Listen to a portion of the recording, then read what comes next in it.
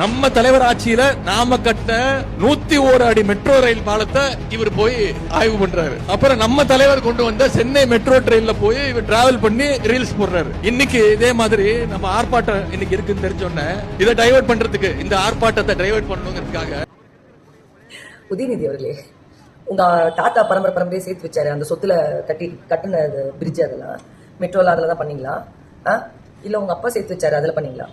ஏண்டா எப்படிடா இப்படி நம்மளது எங்களது மக்கள், எங்களோட வரி பணம், சரியா? எல்லாத்தையும் ஃபர்ஸ்ட் ஆரம்பிச்சு வச்சது ஜெயலலிதா அம்மா தான் ஆரம்பிச்சு வச்சாங்க, புரியுதா? அதுக்கப்புறம் தான் இப்போ நீங்க உங்க அப்பா வந்து அப்படியே இப்படி காமிச்சு சீன் எல்லாம் போட்டு போனாரு. ஆனா வேலை நடக்கிற மாதிரியே நடந்து கரெக்டா எலெக்ஷன் முடிகிற டைம்ல எதுக்கு நம்ம வந்து இதை பண்ணணும், பினிஷ் பண்ணணும் சொல்லிட்டு அதை ஸ்டாப் பண்ணிட்டு அதுல இருக்கிற பணத்தை எல்லாத்தையும் கொள்ளையடிச்சாச்சு.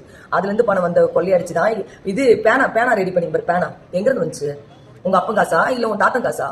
அவன் காசும் இல்ல, மக்களுடைய வரி பணம், மக்களுடைய பணம், சரியா? தண்ணி வரி, வீட்டு வரி, இதுல எல்லாம் வந்த பணம் அதை கொள்ளையடிச்சு நீங்க குடும்பமே சுருட்டிட்டு அதுலதான் நீங்க சொகுசா வாழ்ந்துட்டு இருக்கீங்க, சரியா? ஒண்ணு இல்லாம ஊரை விட்டு வந்தவர் தான் உங்க தாத்தா. எப்படி உங்களுக்கு இவ்வளவு சொத்தெல்லாம் வந்துச்சு? எப்படி வந்தது? என்னமோ எங்களுது என்னமோ உன் சொத்தை நம்ம மக்களுக்கு குத்த மாதிரி பேசிட்டு இருக்க. மக்களோட பணத்தை எல்லாம் சுருட்டிக்கிட்டு நீயும் அப்புறம் ஓடி போயிட்டீங்க, எல்லாம் காலியா விட்டுட்டு. அதை பினிஷ் பண்றதுல எங்க அண்ணன் போய் அரைகுறையா விட்டுட்டு போச்சுங்களா மூதேவிங்கன்னு சொல்லிட்டு அவரு போய் பார்த்து இதை முடிங்க, அதை பண்ணுங்க, இதை செய்யுங்க. முதலமைச்சரை யாரு உட்காந்தாலும் அதை போய் பார்க்கணும், அதுதான் வேலை.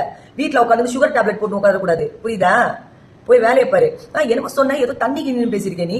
உன் தண்ணி எங்க வருதுன்னு நாங்க கட்டுமா? காட்டுற பருக்கில எதுக்கு எல்லாருமே என்ன பத்தி கேள்வி வந்து இவர்கிட்ட கேக்குறீங்க? தண்ணி அங்க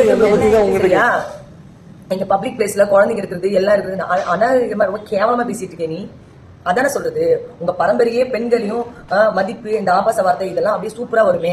பொண்ணுங்களை மதிக்க மாட்டீங்க, ஆபாசமா பேசுவீங்க, கேவலமா நடத்துவீங்க. இதுதானே உங்க டிஎம்கே ஆட்சி. நீ மட்டும் இல்லாம உங்க கூட்டணியில யாரெல்லாம் சேர்றாங்க அவங்க எல்லாருமே பொண்ணுங்கனாலே மரியாதை கொடுக்க மாட்டாங்க, கேவலமா பேசுவாங்க. அது கேவலமான ஒரு ஆட்சினா அது டிஎம்கேவோட ஆட்சி தான். நாதாரி.